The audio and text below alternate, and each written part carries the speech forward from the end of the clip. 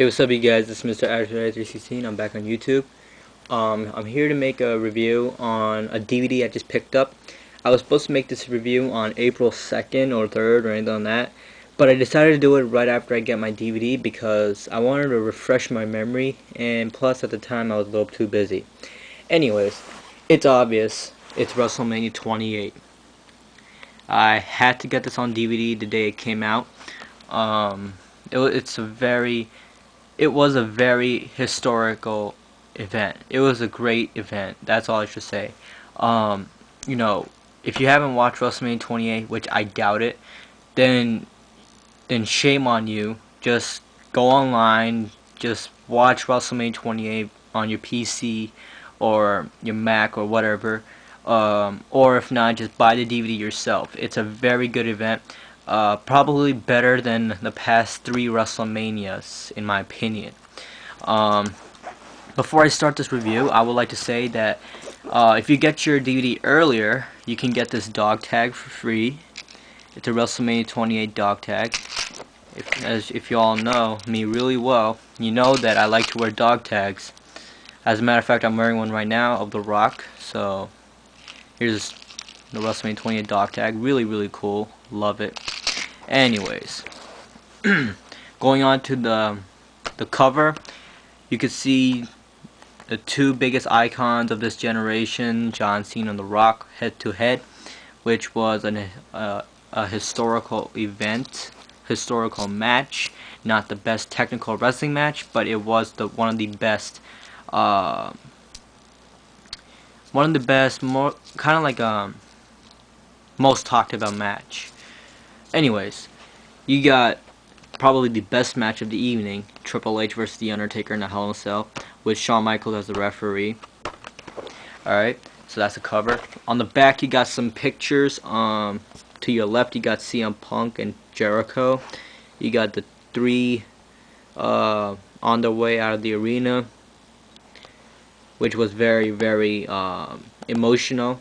You know, it was the end of an era, and this was it.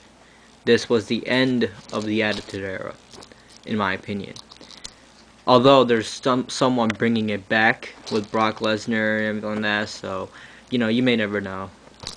You got Sheamus and Daniel Bryan, which was arguably the worst match of all time, but had one of the best conclusions. John Cena and The Rock, historical match. You got the Hall of Fame right here. You got the following being inducted into the Hall of Fame. You got Ron Simmons, Mil Mascaras, the 4 Horsemen, Yokozuna, Mike Tyson, and last but not least, Edge.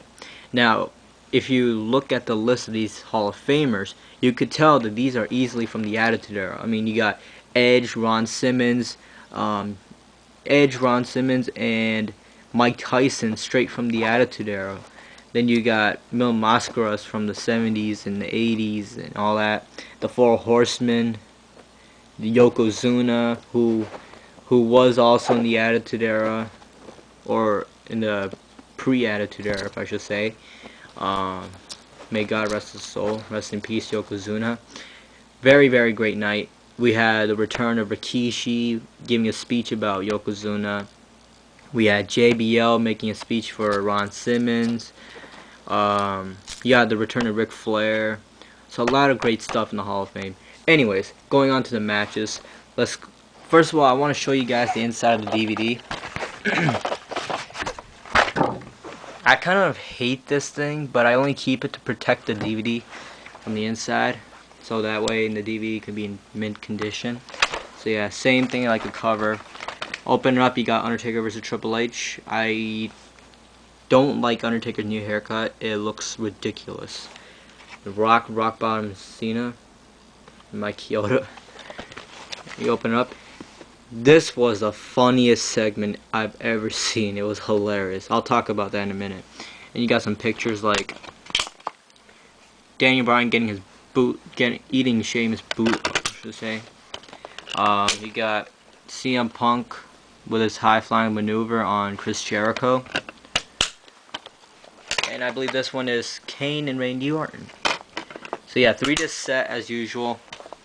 Alright, now let's talk about the match list. First match of the evening, obviously, was the World Heavyweight Championship match, just like last year.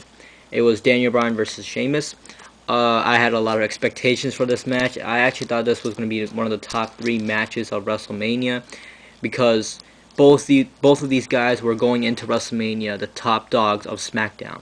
These two were getting tremendous pushes since probably January. I mean, Daniel Bryan may have won the world title in December, but since January, his career has skyrocketed. He's beaten everybody in the locker room. It seems like it.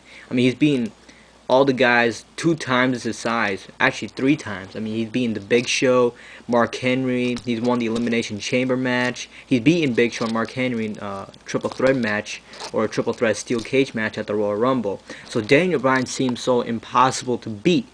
However, at WrestleMania, Sheamus just threw all that in the garbage by pinning him in 18 seconds.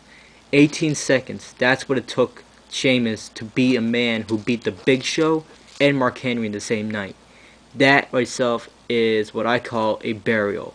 They buried Daniel Bryan right straight in front of the crowd. The crowd were so into Daniel Bryan as he came into the ring. I believe in the second match, they were still chanting Daniel Bryan's name, and that was impressive. I mean, Daniel Bryan, who was actually the crowd's favorite, walked out 18 seconds later, losing the belt and walking in shame. That itself is a total slap in the face to not only Daniel Bryan, but to his fans. I think they did a terrible job on this, but I shouldn't be ranting on this too much because they did do a good job in Extreme Rules, which is why I believe Extreme Rules was way better than WrestleMania.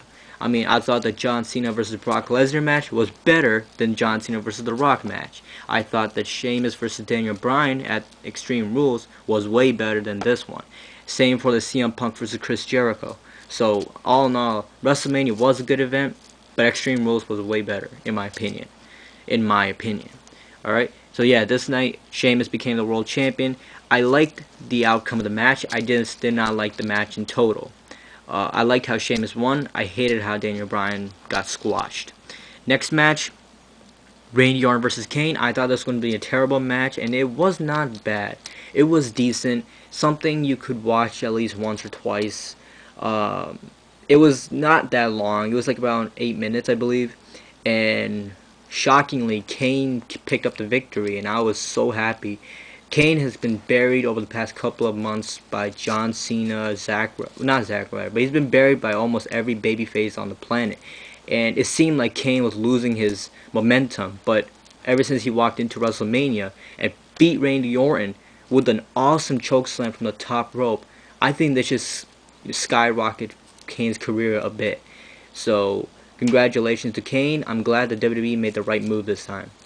Next match was Cody Rhodes versus the Big Show for the IC title. This match was a pretty good match as well. Not the best match, but it was okay.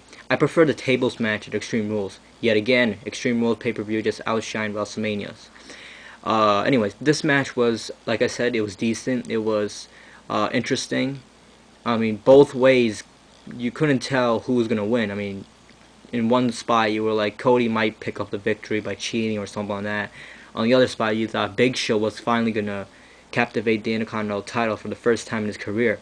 And eventually, Big Show was declared the winner, and he became the Intercontinental Champion for the first time. Now, it was not the match that made it memorable. It was basically Big Show winning the IC title that made it memorable. That would be probably one of the biggest WrestleMania moments for Big Show's career, obviously, because he had a terrible WrestleMania career. So, thanks for Cody for reminding us that. And kudos to Big Show, who actually kept the title for only a month. Not even a month. But it's alright. I mean, at least he got the IC title. Anyways, next match, I believe, was Kelly and Maria, I don't know how to pronounce her last name, but I'm going to call her Menounos, against Beth Phoenix and Eve. This match was not interesting at first, but slowly by slowly, it was getting better and better. And at the end, I was shocked as hell when Kelly did that maneuver from the top rope. Holy crap, I did not see that coming from Kelly. Who knew Kelly had had the capability of doing it. I mean, we've always thought that Kelly Kelly was not a wrestler. She was always a Barbie doll and everything like that, and that Beth Phoenix was the wrestler and everything. But I think Kelly Kelly finally outshined and went past the shadow of just being a Barbie doll. I think she's finally become a good wrestler. So I'm proud of Kelly Kelly. Maria Menounos, I believe, picked up the victory. I don't know. I forgot about this match, but I just remembered that high spot with Kelly Kelly. That was awesome, man. That was so sweet. But the match itself was okay. But Kelly Kelly made this match really credible. What else? I believe. Okay, the next match was, I believe, the end of an era. No, it was Team Teddy versus Team Johnny. I forgot the order. I'm sorry. This match was between Booker T, Great Khali, R-Truth, Santino Marella, who was a team captain, Kofi Kingston, and Zack Ryder against Jack Swagger, Drew McIntyre, David Otunga, who was a team captain, Mark Henry, Dolph Ziggler, and The Miz. This match was way better than last year's 8-man tag team match, I believe it was, at WrestleMania 27. That match was terrible. This match was good. This match at least had some high spots. I love the spot when R-Truth, Kofi Kingston, and Zack Ryder jumped over the top rope at the same time onto the 3 guys that were outside. It was awesome. They involved Hornswoggle, which was kind of funny. It was funny how Mark Henry caught Hornswoggle and just boom, just threw him on the floor like he was just a piece of paper or something like that. It was hilarious. Booker T was in throughout the match, which I was happy about because Booker T is a professional. I mean, they're all professionals, but Booker T has been in the business for such a long time, so he knows what he's doing.